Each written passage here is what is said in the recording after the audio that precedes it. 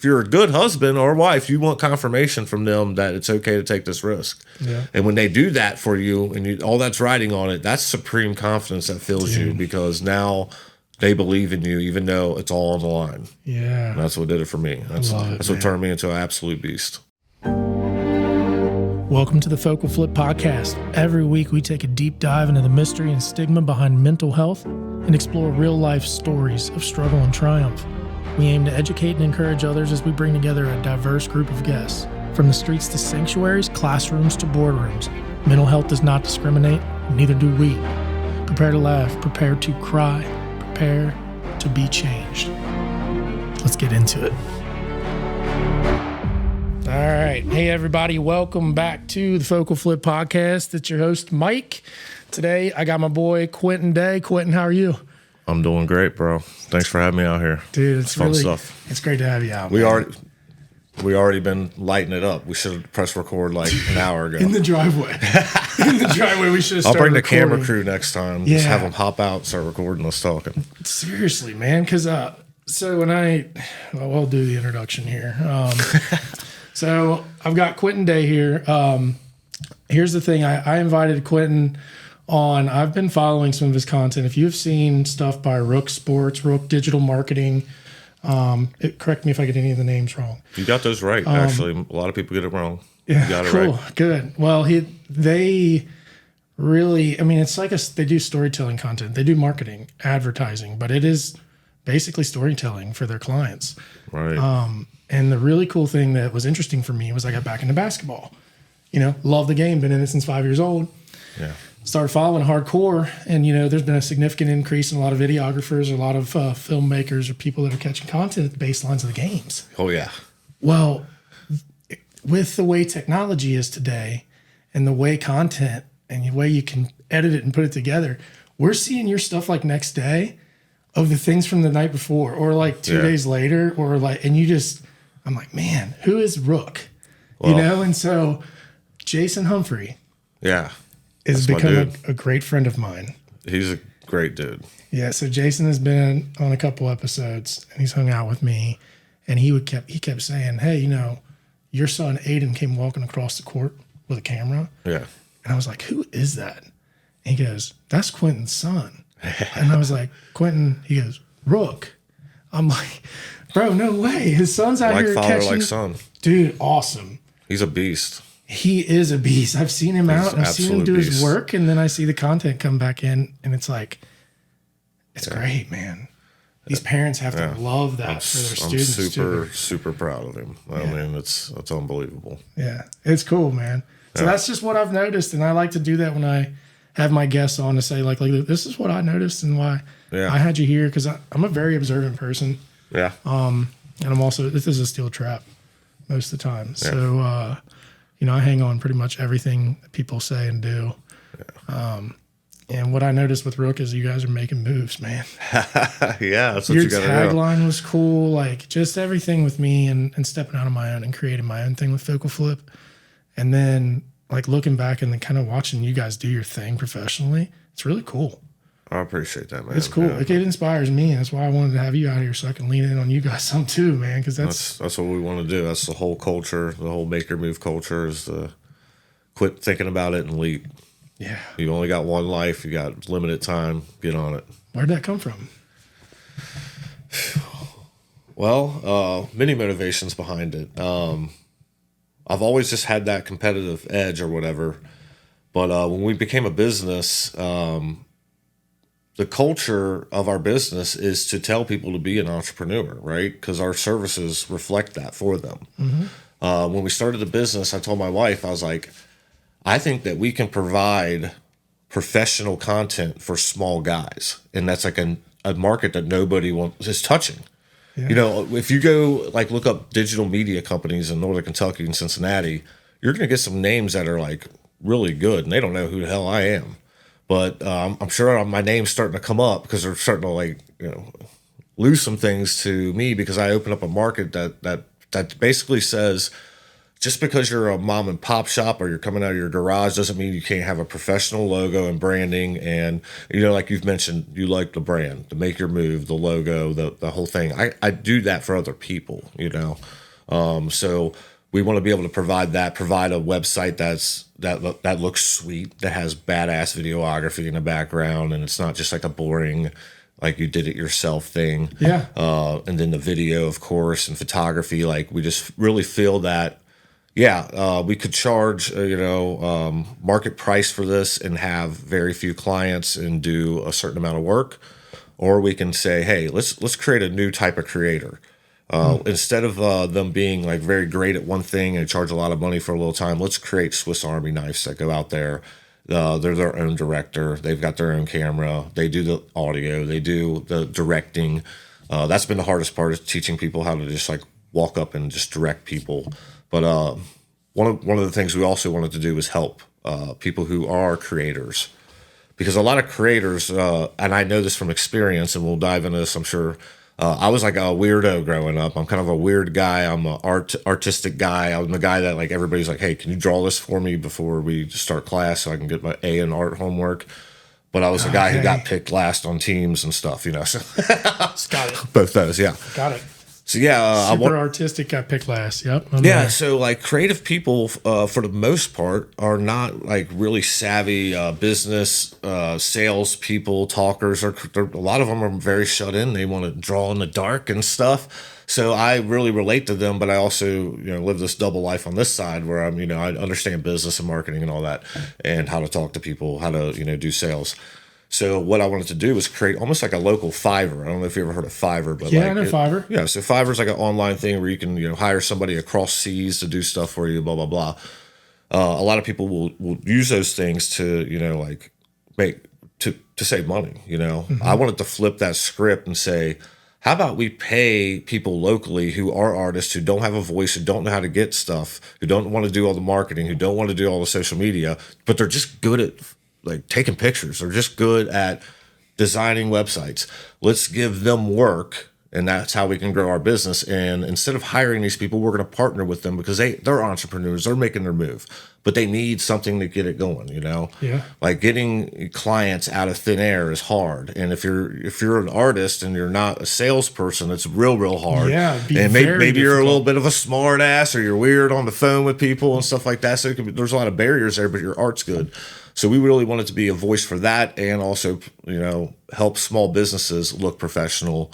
And one of the biggest things that I love to hear is like somebody will say, somebody contacted me and they thought our business was like some giant corporation.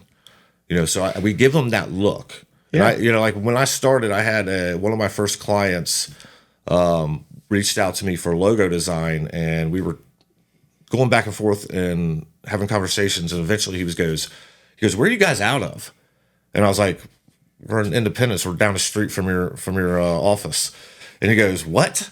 He goes, "I thought you guys were like out of California or something." And that's like the exact vibe I wanted Rook to have. So that's what I realized. I'm kind of good at this marketing thing. Yeah. And there's team efforts behind all of it. And like when I first started, it was like, Rook, your next move, because I was really into like the whole, it's chess, not checkers when it comes to marketing, right? You're making moves now that are going to benefit you in the future. That's how the whole thing came. Rook is a very dangerous piece. I love to play chess. But what to go back to, this all circles back to what we talked about, accepting that other people are out there doing stuff, and they might be better than you, or they might be good at something that you're not.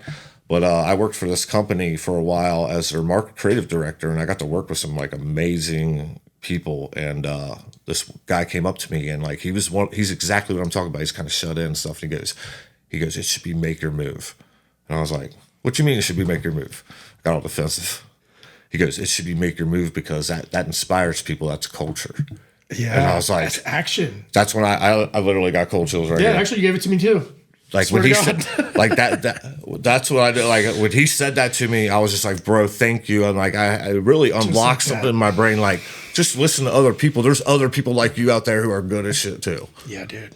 So yeah, that gave me goosebumps for sure. Yeah, opening that up and accepting that is really just growing my business, and it's just like growing me as a person too. Like to help other people, make their move and grow them.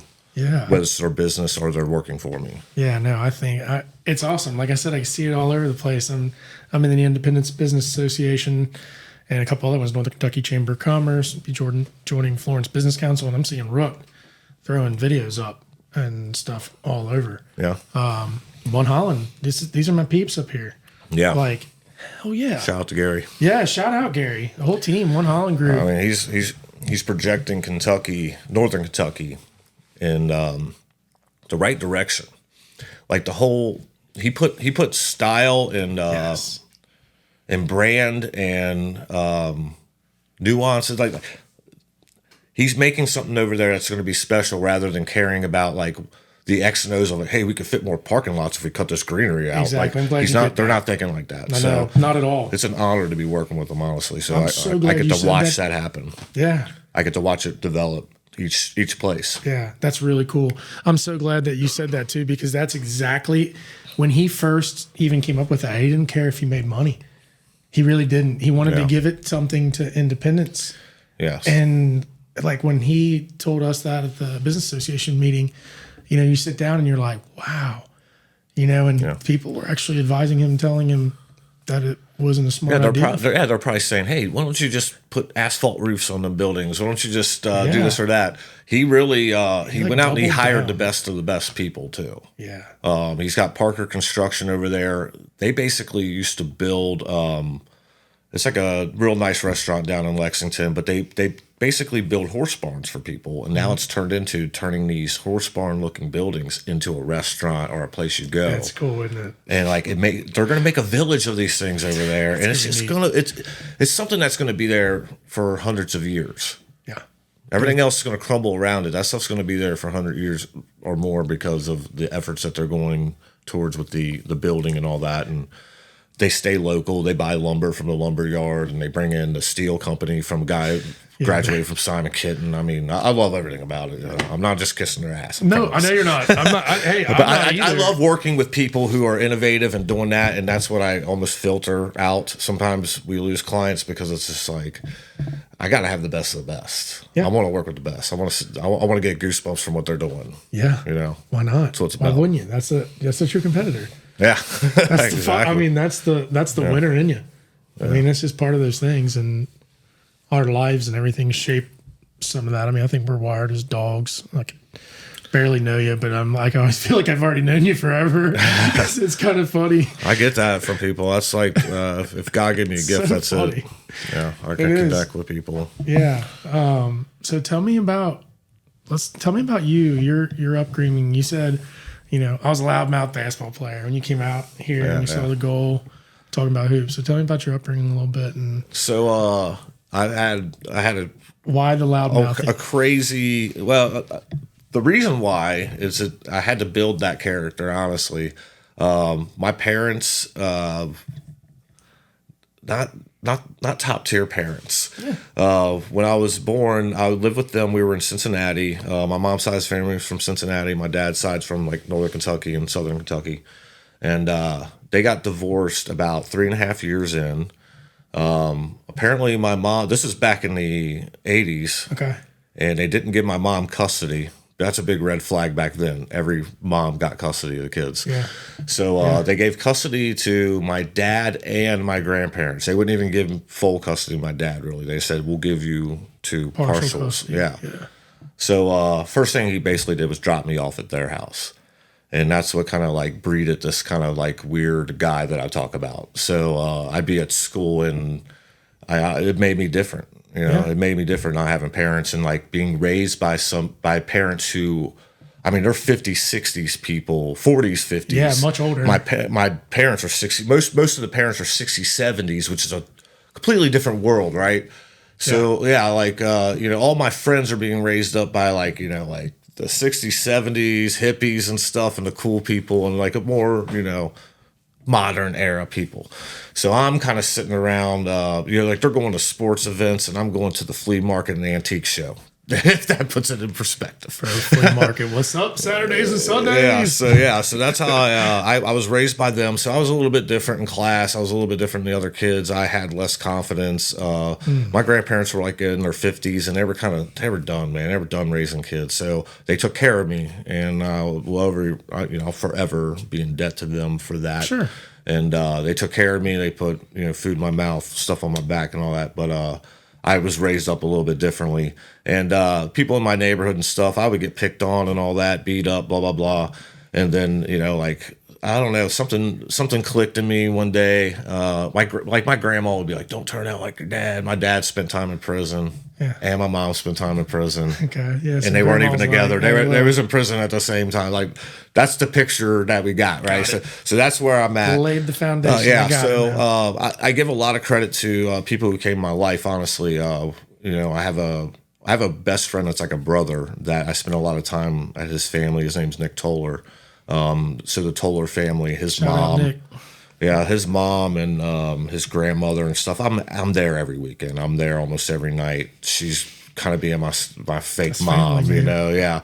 So hanging out with them and like getting that side of like, hey, this is how you're supposed to be getting raised. And like his mom was like really great at giving them boys confidence, like him and his brother, like making them very confident in themselves. She would always be like, you guys look so cute and stuff. Like, you guys are the cutest boys in school. And I never heard things like that in my family. I never got hugs or anything like that. And she gave me more hugs than my grandparents did. Culture shock thing, So those things kind of started sparking things in me. And like Nick, he was like a totally different upbringing. I'm coming up in this very strict situation where you can't come out of line, blah blah blah. Nick's growing up in a very situation like, hey, somebody pushes you knock them out type attitude. So he started that started coming over into my life. Mm-hmm. So that friendship was very helpful. And then basically putting up boundaries. Standing up for yourself. Yeah, so like it basically got to the point where it's like, he's like, bro, you got to stand up for yourself. Somebody does something, you got to knock them out. Who cares what grandma says? And he was right. And it was funny because somebody made a post about this in the Boone County group earlier today, and I was like, yes, because it was a mom saying, I told my daughter or whatever to punch this bully because the school's just going to give you detention, but you're going to learn to be an adult right then. You're going to be confident in yourself. You're going to show everybody, don't mess with me. Street justice, man. Yeah. So I got in some trouble. I was going to Connor at the time, got in some trouble and stuff like that, for getting in some fights, and grandparents were getting very fed up with that. But I was basically battling for myself, like to get my confidence back. This showed up at the basketball court. Basketball came into my life. I didn't get to play till I was in 9th grade. Like, because my grandparents would not take me to go try out. They wouldn't take me back and forth to all that stuff. Yeah, it was just a lot of work. So everybody else has been playing AAU. They've been playing forever. I step on a court in 9th grade. I'm 6'4". I'm dangly. I'm goofy. Can't hoop at all. Through, fighting back at school, joining the basketball team. Those guys, even on the basketball team, the first year, they're picking on me every day. What's cool? But I keep coming back. This is Connor. Yeah.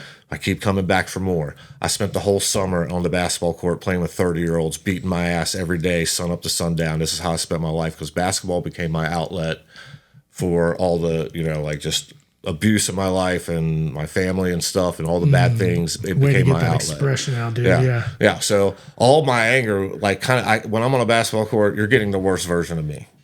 Like, if anybody's ever hooped with me, I'm sorry. Unleashing that. I'm friends with. I'm friends. A post that you're doing in men's league the other day. I almost came. Me, Clay, Recton. A lot of us 03 guys. And I've been talking about. Getting the team together. I'm kind of mean on the basketball court. It's where I let my anger out, and it's kind of like at the end of the game, though, I'll come up and give you a hug, and I'll be like, "I'm sorry. This is what I do." Exactly. I take you out of your game by being this way. Oh, we're playing.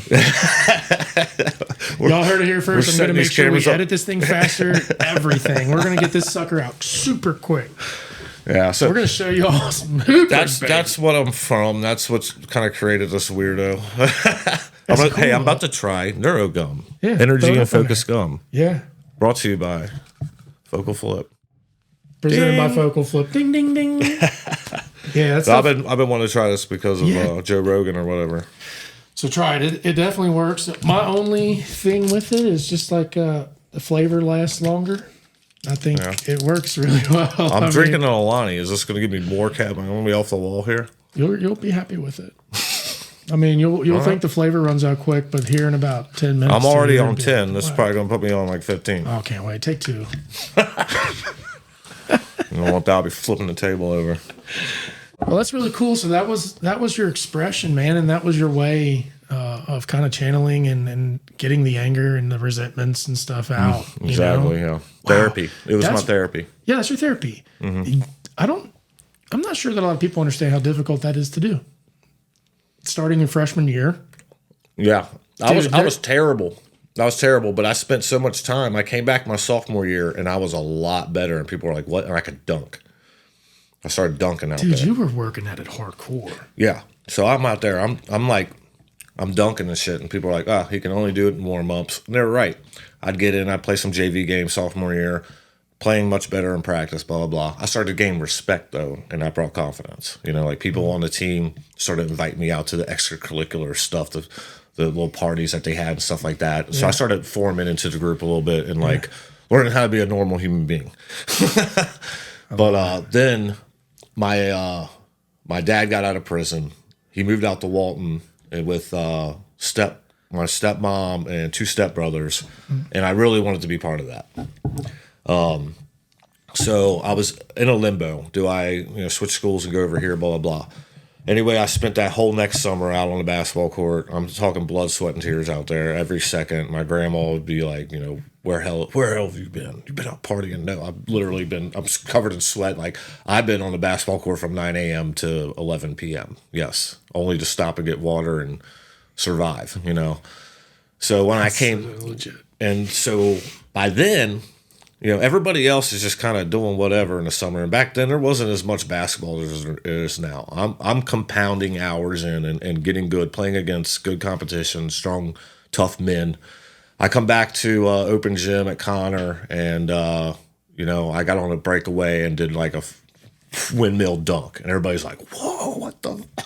And like people were like running into the office and telling the coach like Quinton just dunked on whoever, like everybody's in disbelief at where I had come, from just doing that practice. So I'm a strong believer in practice, obviously Kobe Bryant type stuff. Books on the coffee table right there. Mamba mentality. Absolutely love him and Jordan. Mamba mentality. And that mentality you have to have. So I got in some more trouble, and my grandma made my options pretty easy. She's like, yeah, you're out of here. I was getting in trouble and stuff, peer pressure and all that, trying to fit in. Yeah. And she's like, you should go move in with your dad. So at the very last second, she's like, no, you don't have to. You can stay. And I was like, no, I'm going to go. I was like, I'd already went out to Walton, and my Walton story's great. It was summertime. I moved in with my dad. I lived in a laundry room closet. Literally, it was a 9x. It was like connected to the laundry room. It was like where you would fold your clothes. We threw a twin mattress in there. That was my room. Wow. People had to walk through there to do laundry. Wow. But I was free now. What year was this? This was 99. I was a junior, I guess, 99 or 98. I'm not good at that. No, you're good. I'm just trying to get an But idea. yeah, so yeah, I basically wanted to play basketball. I knew that. And I heard that they had summer basketball up there at Walton. I'm living down where on 25 where the dollar store is, that little neighborhood back there. Mm-hmm. I cross the highway on my feet, go down the railroad tracks all the way to Walton Verona, and I walk up. And as I'm walking up to the gym, there's guys coming out of the gym and loading up into the bus. And then Kyle Bennett comes out. He's the coach. He comes out and he's like looking at me. He looked at me like, who the hell is this guy? Because I'm tall as shit, walking up. He's never seen me before. So I walk up to him. I'm like, hey, are you a basketball coach? He goes, yeah, who are you? I'm like, I'm Quinton Day. I just moved in, blah, blah, blah. I want to play basketball. Oh I play my gosh, he goes, we're headed to Dixie Heights right now. You want to come? I was like, yes. I was ready. I thought like it would be practice going on or something like that. I could get in or open gym. But I went straight into scrimmage with Dixie Heights with them. Did you play in the scrimmage? Yeah, and I played pretty good. And Walton, Are you serious? Yeah, Walton back then, like the story is great. Yeah, everything had just the basketball coach. Yeah, hey. Everything had just came together for Walton. They had like a really good teammate, Robbie Hulemeyer there, and he was like an incredible Robbie Hulemeyer. I forgot all about that. Incredible 3-point shooter. a couple big guys that were giant. John Wigger had come there, and he's like 8 inches taller than me, and he's like a refrigerator. But Zach Daniels was after them, right? Zach Daniels was right behind me. Yeah, and he's Dorman. Up next. Yeah, Dorman was right behind me. They were JV when I was a senior and junior. Yeah. Zach was a player. Yeah, he was a good player. Zach was a player. Yeah, I think he filled my shoes a little bit. He started dunking after me and all that. After I left, he was coming in there. Yeah, good old Zachary. For the most part, so I started playing with them, and for the most part, though, in high school, I was a defensive player. I would get out there on the real basketball court and have nervous breakdowns because I was a street baller. I never done it my whole life and all that. So when I was out there, I was just always had this mentality: I'm going to do whatever I can do to help my team win. And we had all sorts of offensive power and stuff like that with Robbie and all that. I would focus on blocking shots and just getting those technicals. I was going to ask, how many fouls did you average, and then how many I had a lot of tackles. I had one that was bad that I regret. I pushed a guy in the back at Boone County, and I got pulled out of the game. I got like Kyle Bennett. If you got a tech, you got pulled out of the game. Back then, you didn't get thrown out for shit like that. They were just like, "All right, you got technical for doing that." The guy hit me. We were going for a rebound, and like elbowed me, and he ran off, and I was like, "Nah." Came up, pushed him. Game went into overtime, and Kyle came up to me and he goes, "I never let anyone back in after a technical. Considering this is a fifth quarter, I'm going to let you get the jump ball. Come in, I'm taking you right back out." So I went out there, I got the jump ball, and he called timeout, pulled me back out, sat me down. So that's the only one I really regret. But yeah, I was very aggressive, blocking shots, telling refs off, and all that. And that was mostly a lot of like what I said, all the trauma of my parents. Like my dad's stuff did not discontinue. It was actually very worse. I moved in with them. Yeah, I was going to ask you that next. That was going to be my next part of the question. Yeah, when I moved in there, that lasted for a year. Okay. And I had met a girl there and was dating her, and luckily her family were very great people. I'm not even going to put names out there on that, but they were very great people. And my dad got in a lot of trouble. I actually lived through a very traumatic event. Like he tried to kill my stepmother, literally. Yeah, so I was at the house when it happened. Stepbrothers were out of town. It was like Christmas time. So he didn't even know I was at home. He thought, I'm a teenager. I was not hardly at home. I was out doing stuff. Yep. But I was home, and I was down in my laundry room.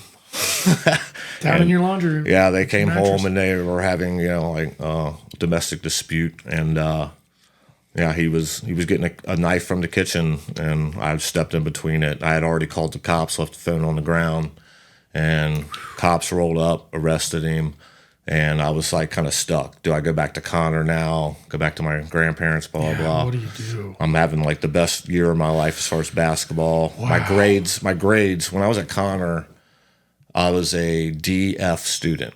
DF, failing lots of shit. And when I went to Walton, it was just. The teachers there. My hats are still off to them. Great people out there. They made me do good. They didn't allow that stuff. So I went to like A, B's, and C's. Like I would still get C's in chemistry and and advanced mathematics. But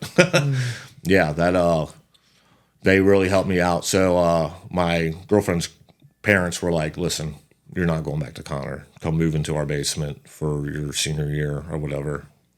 Rest of the summer and senior year. And we can go from there." So they took me in and basically probably saved my life right there. So wow, yeah, that would absolutely be traumatic, man. I mean, good for you for being there.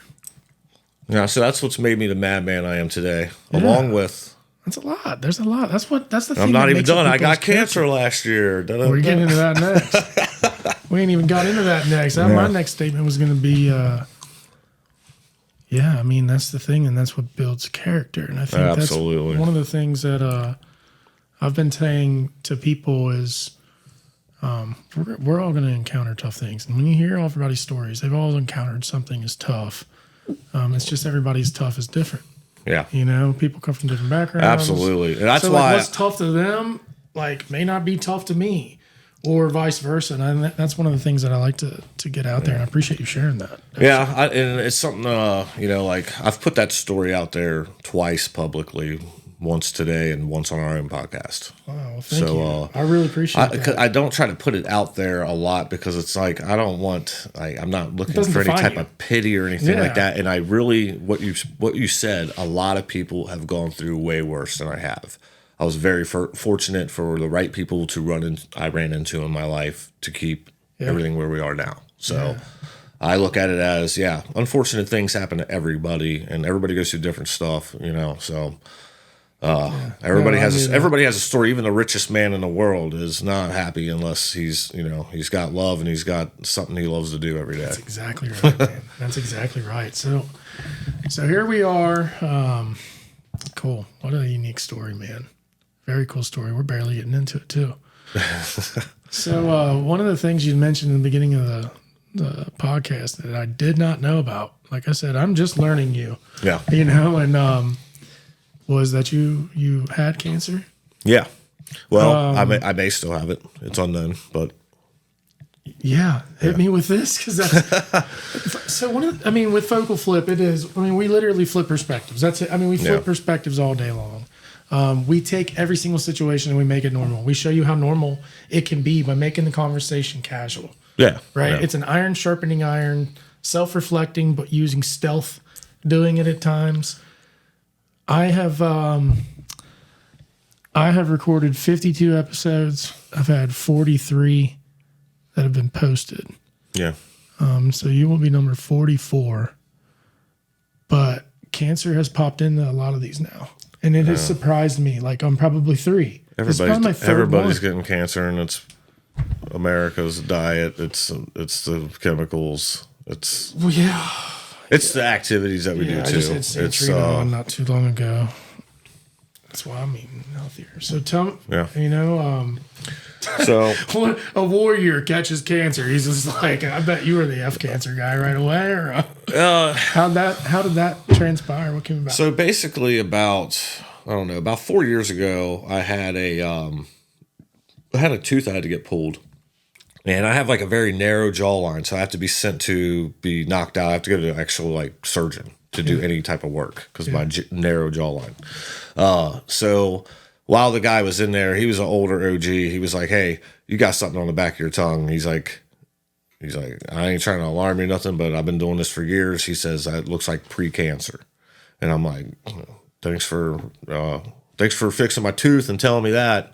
I've always had a major fear of doctors. I never go to the doctor, and I have a major fear of them because I feel that most of them are, and no offense to anybody who's in the medical industry, but I feel like a lot of them have been taught the wrong things, and they've been pushed down a path of selling pharmaceuticals and so on and so forth. Yeah, I agree. And I believe along with the chemicals and stuff like that to keep foods lasting longer to supply the amount of Americans there are. Preservatives. Yeah, that it's really given everybody's going to be looking at this stuff, and then more and more people have cancer than ever. I remember when I was young, you heard about somebody getting cancer. It's like, oh no, this person has cancer. And it's like, when I tell people I have cancer, I hate even talking about it because I feel like on the other end, they probably do too, or somebody they know does too. And it's like, I'm not trying to hey, I got cancer type thing, but buddy, I know you don't have to explain this on my podcast, bro. I know who you. I already know how you are and who you are. But this is not a gloating, or pity, guilt, shame, remorse. This is what has happened, an experience in life, how we handle it. Well, how you processed it and moved through it. I do like telling people the story because I hope that people listen to it and maybe change what they're doing because it's shit's possible. Yeah. But I ended up getting I had oral cancer, and at the time the guy was like, "That's pre-cancer," and then he did a biopsy and it came back as not cancer yet. But he's like, "Listen, I know, I've seen this." He's like, "It's going to develop into a tumor." Blah blah blah. So I swept it under the rug and kind of lived with it. It would give me some pain every now and then. It would have a burning every now and then. And I was just, nah, it's fine. It's going to go away. It's going to go away. Yeah, and it didn't. It didn't. And I tried, alkaline water and tried cutting sugar and all that. Lost a lot of weight, gotten my rest of my body in shape along the process. But I had another tooth problem. I go back, and I already knew I was facing a new doctor. The other guy had retired, and I got a new guy in the office. I'm like, listen, I've been here before, and I know what's about to happen. I probably got cancer on my tongue. I just need you to confirm it and tell me what to do. And he was just like, all right. So he flipped my tongue over. He goes, yeah, it looks pretty bad. Yeah. So they biopsied it and it comes back and I have oral cancer. And, like it's my own fault is the worst part. It's my own fault. So I do like to share that with people. When all throughout my 20s, I smoked cigars, cigarillos heavily. Okay. Like I was not into cigarettes. I would always have a big ass Like Black and Milds and stuff. Black and Milds, all that. Yeah, Like I went through that phase. Black and Milds, Swisher Sweets, all that stuff. Swishers. Right? Yeah. So I did it heavily, and it says right there on the package, it'll give you cancer. Right. As when you're a dumb kid, you're like, well, everybody else around me is doing it. Blah blah blah. But like I have like a habitual habit type personality, and I did it way too much. And he basically told me, he's like, that's usually from tobacco. I'm like, he's like, do you smoke cigarettes? I'm like, no, I don't smoke cigarettes. I was like, well, I do smoke cigars. He's like, that's even worse. He's like, yeah, that would be what. So I basically, I didn't just magically get it. But that's why I feel bad for people who, they wake up and they have it because of shit they ate or just for some. I don't know if there's a natural reason for cancer. The more I've learned about it, there is no real natural reason for it. Our bodies are meant to fight these things, but we're not supplied. The same thing, then. We're not supplied to do so because there's no nutrients in the food we eat, and we're getting hit with these chemicals. Our body don't know what to do with these chemicals, so they create sacs. And the worst thing to do is biopsy them. So that's why I'm kind of really pissed at the medical industry, because the first thing they did was biopsy me. Okay, share yeah, more, so I want to tell, like, because I've done my research and like I want people to know this. Like, if you get a tumor, it basically what a tumor is it's trying to take materials that are in your body, chemicals or whatever, and isolate them. Yeah. So it creates a sac, which is called a tumor.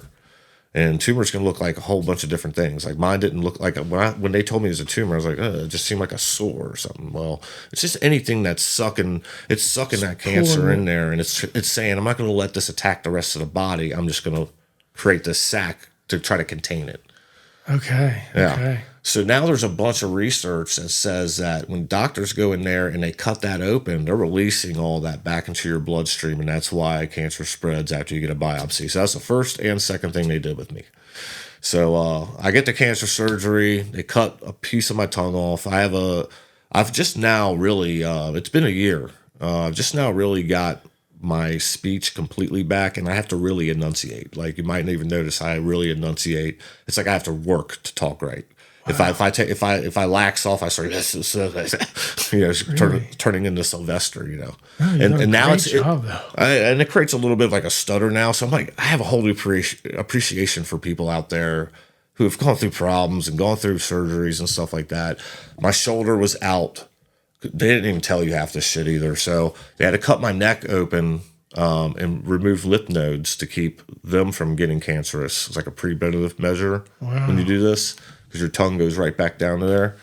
So that was very hard, like huge, just hacked my neck open and ripped it out. But the surgery had my head turned for like 4 hours straight. And then, so for 4 months, I could not even lift my arm like this. So major pain, I had to go back to work too. That was the hardest part. So I had this ability.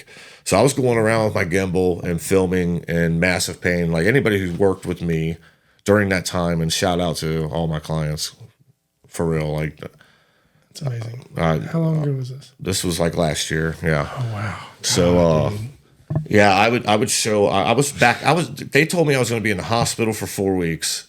I was back home in a week.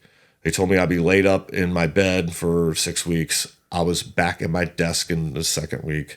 They're like, you won't be working another 6 weeks. I went back into the field the next week. Yeah. I got shit to do. If this ain't done, I got shit to do. Wow. So I went out there. I had to pop my shoulder literally like every 30 minutes while I was working. Like go down on a knee and push my shoulder and pop it like back into place. But I wasn't going to stop or anything. And I that really like made me say, hey, I've got to get other people involved in this, because this business and what I'm creating, it needs to survive past my death. It needs to be there for my kids. Rook doesn't need to be Quinton. It needs to be Rook is what Quinton made to, bring a bunch of creatives together so that they can make money doing what they love. Yeah, it's cool. That's what it's got to be. So when I go and then I'm like, I think about my wife and kids, like she should be able to easily take over the company. It's automated. There's great people in place that I've been vetting for the last 6 years. Yeah. And she can, run it without me if that's what happens. I love it. My advice to everyone listening, period, health-wise, when I quit consuming Cokes and eating sugar all day, I lost weight on accident. It's not hard to lose weight. I'm like, what? And I've met plenty of people who say the same thing. Yeah, as soon as I just started going to the gym a couple times a week and quit sugar and quit the food that's out there, quit eating 3 times a day because it's unnecessary. Our bodies aren't made for that. I agree. Amen. Yeah, you were asking me what snack before I came. I was just like, I don't need a snack. I know. It was cool. I was fine with it. Yeah. I have not even ate dinner today. I do intermediate fasting, and this may help the cancer. It may not. I don't know, but it's making me fit, and I'm 40-something years old. I need it. Yeah. So I'm going to the gym, not eating sugar. I highly suggest not eating sugar. Processed sugar is the thing our body doesn't know what to do with that creates these tumor sacs. Quit eating processed sugar. Quit it. It's hard. It's a drug. It is the hardest drug on earth that they kept secret from everybody. They put it in everything. It's the hardest drug on earth. It's killing everybody. Yeah, it is. In America. Because if you go over to England, they have the same box of cornflakes, but it's got 4 ingredients and ours has like 37. Same thing in Canada. Just north. Yeah. And the Fruity Pebbles. Right. Why are they doing this to us? Dude, it is. It's all poisoned, and it's. So I've uncovered the same thing. It's aggravating. It's aggravating, but it takes. Well, I'm glad it's being uncovered now. About it, yeah, that's what I'm saying. You talking about it. The internet is chatting about it, and it's like it's all over the place now. And like, medicine is advancing, and there are people out there looking into this stuff, and they're starting to get the answers. And it's how long is it going to take for the doctors to get the answers? I know. And they start performing that way, and we start. Stop being controlled by holistic health, pharmaceuticals. Man. I've been blown away by the holistic health. I mean, I've had to go back and really go back to ancient times just to learn myself. I had to go back to know thyself. I mean, our human body was not made for what we're living in now. We've technologically built cocoons around us and culture, which forces us to do different things. Exactly. I went to Haiti in 2017, and I saw that's like the poorest country. But like they ate on one solid meal a day, like in the orphanages that we were at, and like they were super healthy. They had joy.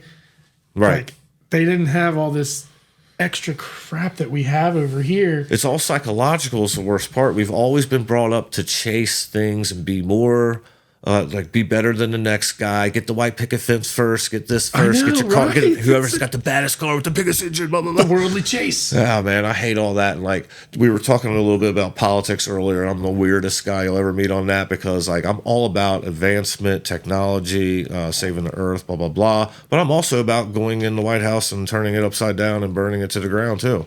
So I like both sides of things. I think that both sides are right on some things and both sides are completely wrong on some things. So you're libertarian?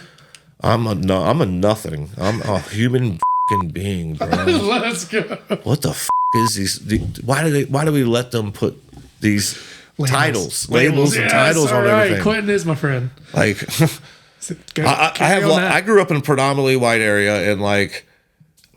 People were shocked. I had a black wife, right? And we did this back before this was cool. This is like cool now to be interracial couples. We did this. We was like originators around here, bro. Like we had hillbillies getting pissed off at Subway and shit. We walk in, yeah. It was like that back in 100%. And the problem is that it just shows the American way. I used to come home every day, and all we did was watch the news. And my grandparents would sit there, and my grandpa's from the country, and he's. The way he was. Let's just say that. But he watched the news, and the news was nothing but in Cincinnati today, there was a shooting, and blah, blah, blah. There was this, there was that. But you never got the story that at the same time, my wife's dad was in the military protecting massive secrets on plane projects, and he's a high-ranking official, and he created his own business after he retired, and he's highly successful, lives in Triple Crown. He knows multiple languages, and he knows shit about UFOs he can't even tell me. Yeah, they don't tell you that part on the news. So they're basically being controlled on how they think about a minority race, Yep. And now that the internet has broken down so many walls, I mean, I meet people every day that are just like, I got a black friend. I'm like, congratulations, welcome to the club. The conditioning that happens, and then like on top of that, then there's classism that's out there, making people feel inferior because they don't have this or that, and then that makes people chase things they think they're going to get happiness from and don't, and that ends up their downfall. Fact. We all got to learn to come in the middle on everything, bro. Everything needs to be in the middle. Everything. Thank you, Quinton. What I tell everybody is like, just picture life like a teeter-totter. Yeah. There's polar opposites to each thing, and if you want to bring it to balance, you're going to have to understand both. Yeah. You're going to have to express both instead of suppressing it. Yeah, absolutely. So you got to understand. You can't have it all your way. No one can. No, and it's like. That's for us, like being older now, where we're like trying to plant the seeds to these younger generation of saying like, hey, look, listen to us. We're going to cut some of this stuff out for you real quick. Right. Right. But dude, I appreciate you sharing all that. Cause that's, I'm on a huge, health kick. I drink about and do like, probably every other day I'll have one right now. But when I sounds like you don't need it that much. I don't need it at all. I'm not going to have it after this conversation. Good. Seriously, I know. Like that's what I'm saying. I'm that kind of person. Yeah. Like it's inspired me. This conversation specifically. I've heard from Santrina and she's taught me some stuff, but like that was very bold on sugar. That was probably the best way I've ever heard somebody say it. Yeah. Because that's the biggest drug. You know how to get off stuff? Get off you stuff. Do. Obviously, you have a whole story on that. But a lot of people think that, and some people can. Now. What I did to get off sugar, I didn't just like say, I'm done with sugar, I'm a superhero. No, it wasn't that. It was, I'm done with Pops. I'm obsessed with Pops. I used to drink like 8 of them a day. I'd stop to the McDonald's drive-thru just for the Coke, just to get that sting, So I understand that. So what I did is I wrung myself off. So I found like sparkling water. Okay. So it gives you that bubbly fizz. That bubbly fizz that you get, and it tastes like sugar, even though it's a sugar alternate, it's sugar free or whatever, it's fake sugar too. Yeah. But it helps your mind start easing off. So I started there, and then the only pop that I drink now is Fresca, which has less than 1 gram of sugar, and it gives you that fizz. It's an incredible drink. I get people on all the time. I'm not going to say it's not going to give you cancer either, because everything does. But it makes me not anymore, though. It makes me not drink very sugary drinks all the time. Like I have like one of those a day to get through that. Fresca.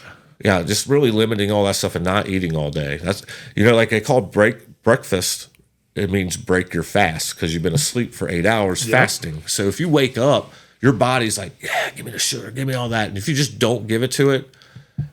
Here's how I started that process. It started off as I just got to make it. I would tell myself I just got to make it till 11 a.m.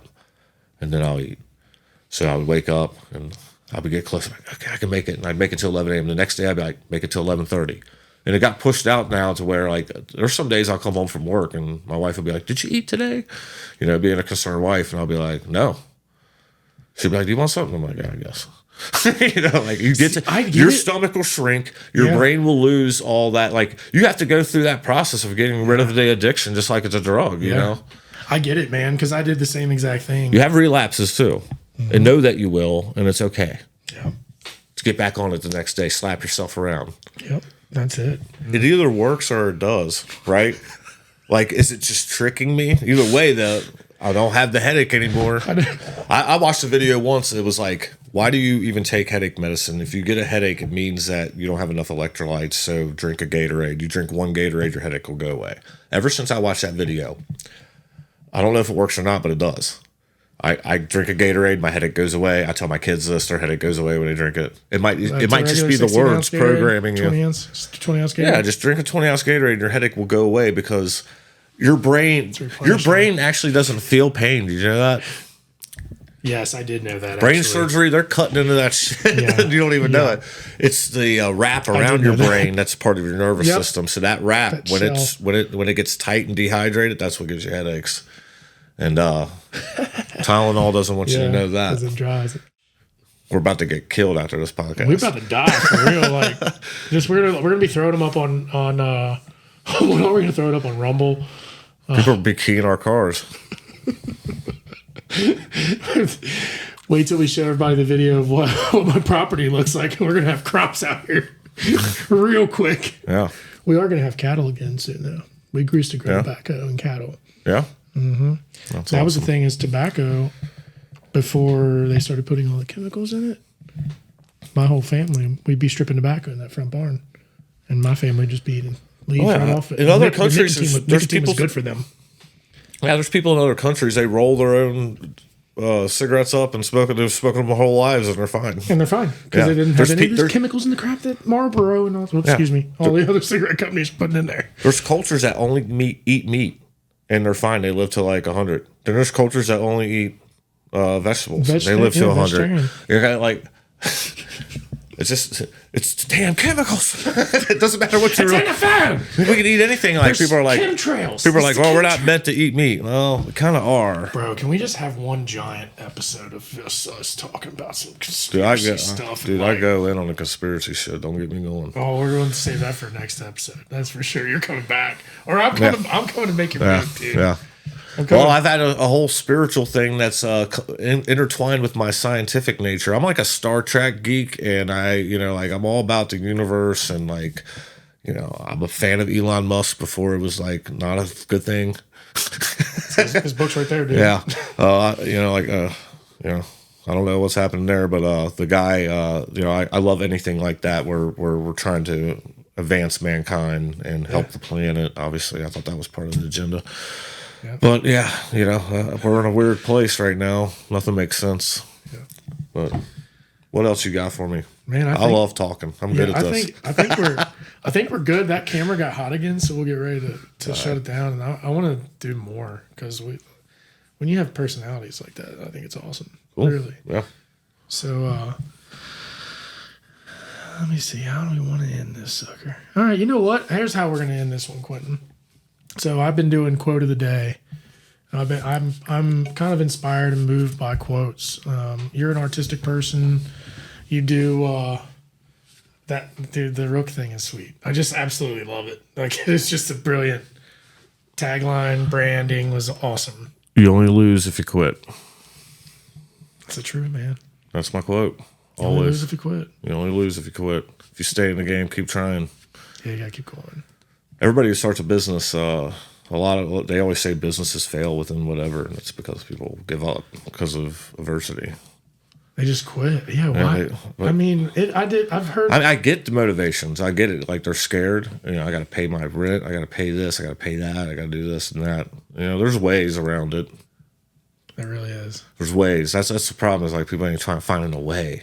It takes work, man. That's the thing. It's action, and it's continuous. Well, you asked me about my business, and it's like I started my business in 2016. I didn't just start working just for it. I was working other jobs I hated, and I was selling furniture at once. I worked at a fucking AC place. I did DoorDash. DoorDash became the best thing for me because I just hop in my car and do that when I had nothing going on. And then when I got a call about, hey, I need a website or hey, I need a video, then I just drove straight home and started working on that. Yeah, I mean, and the then that just kept building. Nice. Yeah, that's sweet. Now, luckily, got to go work at Blair Tech as their marketing director. That's where I met the guy helping with the brand and everything. So I love it, man. Well, I would love to have you back. Are you interested in coming back and hanging out with me in future episodes? Most stuff. It'd be awesome because let's keep doing it. You sent me a text. It was like, hey, we're gonna be doing some live. Is there a live link or anything? I'm like, nope, we're doing lives coming here in May. So we started off the same way. We didn't go live first, which is smart. Yeah. If you're starting a podcast, just either pay the damn price. Either pay the damn price. Like we went out and bought like a shitty one. We got the same one. Yeah. We went out and bought like a shitty one, and it just didn't work right and stuff. Like, if you're gonna do it, invest into the technology to do it right because it's hard if not. You know, not everybody can do a podcast. Now, you can start small and like, you know, do stuff with your cell phone, keep it limited, 30 minutes or that or whatever, you know. Try. Yeah. Do some stuff to get there. Yeah. I'll just not do it because it's hard, but I do advise. Yeah, I've noticed a lot of these podcasts, people would, even some would get up into that have like 40 to even 80 episodes and then it just die off and they just quit. Yeah. And it's like they get it in their head that 200 subscribers in 2 years is a failure. It's not. No. It's a constant thing. You know what I mean? Yeah. Well, what's happening with them is they haven't found their voice that people want to hear yet.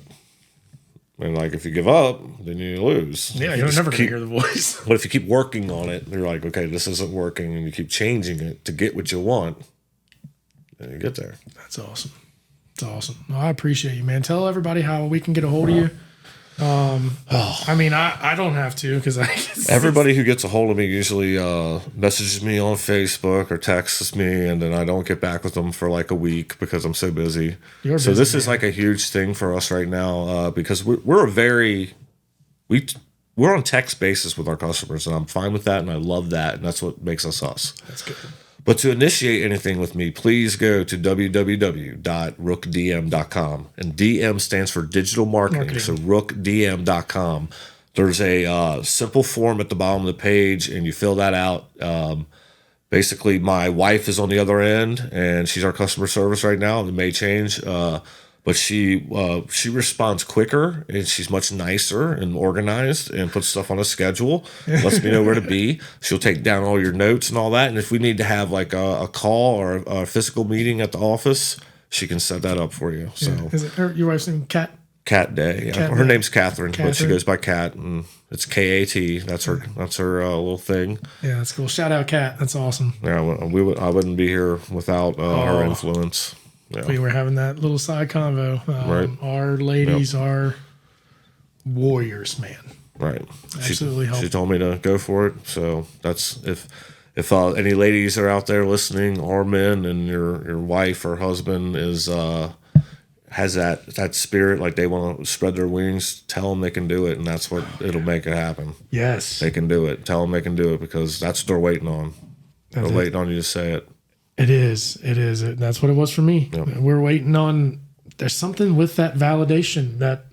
Well, it's your family's riding on it. You know, you're taking this chance as your family riding on it, and Bill's possibly not getting paid and some debt and some bullshit, right? Yep. That's what's riding on it. So you have to get. If you're a good husband or wife, you want confirmation from them that it's okay to take this risk. Yeah. And when they do that for you, and all that's riding on it, that's supreme confidence that fills you because now.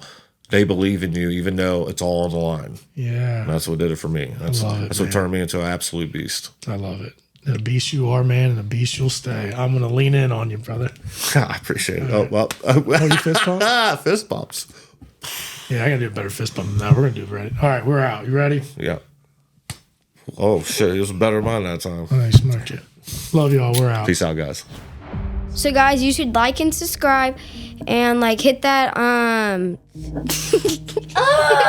Okay, I can't get it. Okay. I'm not used to this. Okay. Hey, guys, subscribe to my dad's video and just, like the bell. Hit that like and subscribe button. Hit that bell. And stay tuned. 100%. Love y'all. We're out. I love that.